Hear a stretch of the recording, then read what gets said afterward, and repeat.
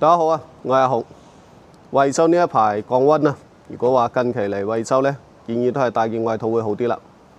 咁今期呢，我哋係過嚟木馬湖呢邊啦，即係拍翻套二手。咁呢套二手呢，其實係比較多同行推嘅，所以拍翻俾大家做下對比啦。咁呢一套二手嘅情況呢，就係而家嘅係89平啦，即係9點幾，即係90平啦，970幾尺啦。而家嘅擺價呢係63萬幾嘅。即係我有業主同即係客戶啊，同個業主傾過，底價咧係60萬，即係話有興趣咧係可以過嚟睇睇嘅。咁呢一套咧，佢折落嚟嘅單價咧係7000蚊咁啦。咁7000蚊係咩概念咧？而家木馬湖而家賣嘅新樓咧，基本上都係1萬、1萬1咁啦，即係相差成3000蚊左右啦。即係如果話係有興趣無坯嘅，咁可以睇睇呢一套。因為如果話你就算而家嘅裝修其實好平嘅，裝修同埋家私家電啦都係好平而家，即係有一定嘅補貼啦。咁你裝落嚟咧，大概都係800蚊到1000蚊呢個區間每平啦。咁呢一套裝落嚟啦，其實你都唔需要10萬蚊，即係唔需要話單價折落嚟咧，唔需要8000蚊每平。所以話其實都係同新房係有一定嘅差價嘅。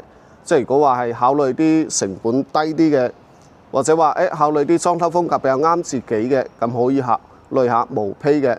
因為而家嘅裝修咧，一般嚟講3個月左右咧就可以搞好嘅。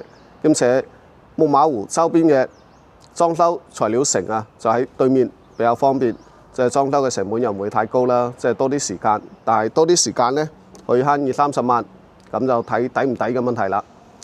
咁阿紅而家嘅位置咧，其實就喺後面就係木馬湖啊。木馬湖呢邊咧，其實係湖景啦，會做得比較靚，即係佢嘅景觀會比較好啦。即係如果話用嚟住咧，舒適度係比較好嘅。兼且木馬湖咧，佢係有2間學校喺度嘅，即係對面又有一中啦，即係3個學校。咁學校咧可以保證呢一帶嘅入住率係比較高嘅。咁好似阿紅呢2日咧，會幫啲租客過嚟呢邊睇啲租房。木馬湖嘅租房咧係比周邊啲小區貴啲嘅，主要原因就係木馬湖咧呢邊嘅租客咧有一部分嘅群體咧，佢係家長嚟嘅，即係喺內地呢邊咧，即係有啲學生咧係要家長陪讀嘅，好神奇一個群體啦。咁呢種群體咧其實係比較捨得花錢嘅，所以話木馬湖嘅租金咧係比周邊嚟講係比較貴嘅。咁如果話係考慮啲入住率高啲嘅小區，咁木馬湖就係比較啱噶啦。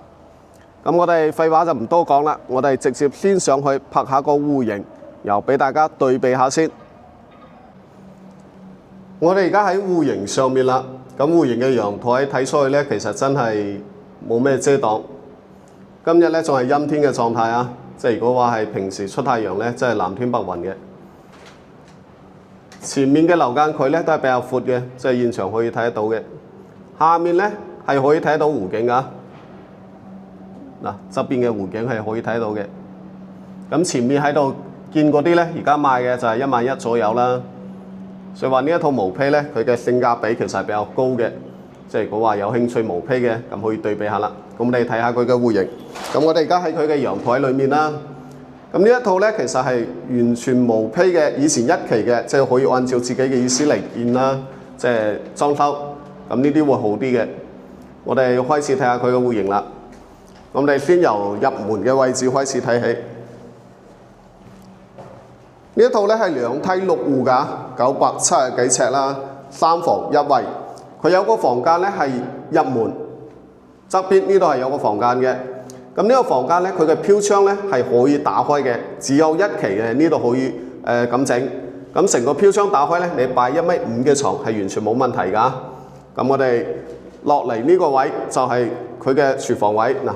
出嚟呢個廚房位咧，佢係帶咗個生活陽台嘅。呢個生活陽台咧係可以成個剝開，由整出到外面。咁呢個廚房就做得非常大啦。咁呢個廚房仲有一個可以拐嘅地方，就係佢嘅左手邊呢幅牆，成個係可以打開嘅。因為我哋嘅餐廳位喺邊個位置咧？喺呢邊嘅。呢個啫就係佢嘅餐廳位。佢前面呢幅牆咧，佢打咗之後咧，你去拐做推拉門啦，或者話將門拐喺呢個位置，咁餐廳位一出嚟就係啦。咁你擺翻一個6人位嘅餐台都係冇問題嘅。咁稍微改一改，用起身會更加舒服啦。因為而家嘅設計咧，佢嘅門喺側邊嘅，即係用起身感覺唔係好舒服嗰種。咁佢嘅客廳，我哋轉翻過嚟。嗱，呢度客廳咧，佢係左手邊咧擺沙發，右手邊咧係擺電視機，即係睇個人啦。即係呢個客廳係足夠大嘅，你擺個5人位嘅沙發都唔會話顯得好細啦。咁頭先我哋喺陽台度走入嚟㗎啦，即係陽台景觀係非常好㗎啦。我哋睇下房間，呢度咧仲有2個房，2個房間咧個空間都係1.5米嘅床都係冇問題嘅。呢啲窗台咧全部都可以駁開㗎，即係而家係毛坯啊，陰天採光其實睇起身都係比較 OK 㗎。咁呢個衛生間咧個飄窗咧都可以打開嘅，咁成個衛生間就做得比較大啦，做乾濕分離，按自己嘅款式嚟整。咁主人房嗱，主人房唔好話1.5米啊，你1.8米、2米嘅床都可以放㗎啦，個窗台都可以整開嘅。咁主人房咧呢邊都係南向啊，咁睇出嘅景觀同陽台係差唔多嘅，即係視野嚟講係比較 OK 嘅。即係點解話阿雄比較推薦毛坯咧？咁主要就係而家嘅毛坯咧，佢嘅裝修嘅成本唔會話太高，家私家電咧又唔會話太貴啦，因為而家係有部分國家嘅補貼啊嘛。即係你而家接落嚟咧，呢一套而家嘅業主嘅底價60萬嘛，你10萬嘅裝修已經係整得非常靚啦，即係70萬啦。